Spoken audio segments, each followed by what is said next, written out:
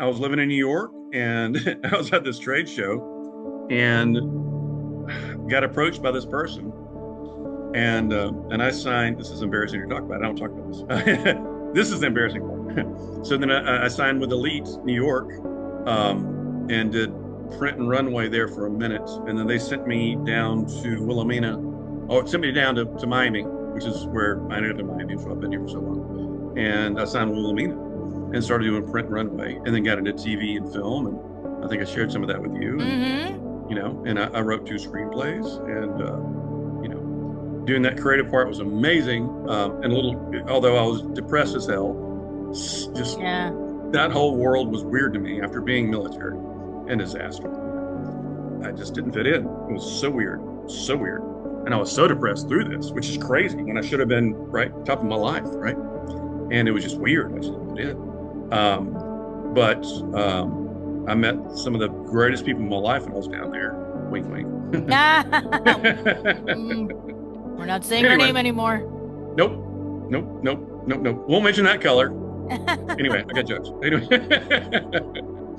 but yeah. So from there, I met, baby mama.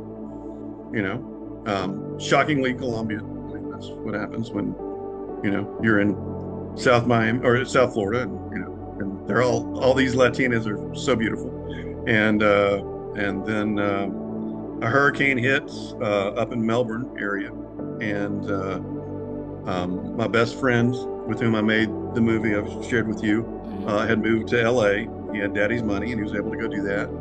I didn't follow him. I knew I had a different direction, and got back into disaster recovery, started a company in Melbourne with my new wife, and it blew up. And I started restoring banks across the state, Regions Bank. And then 2008 hit, and I bought too many properties, and Bank of America stopped spending money. Ah, Uh, I yeah, yeah. know. I know exactly As what you mean. as we figure out, oh shoot, she's pregnant, and she goes, oh shoot, you're broke. So that turned into Isn't that always the way that life sometimes works out, though? It's like when the most beautiful thing is happening to you at the moment, it's like, let me smack you in the face so that you never forget it.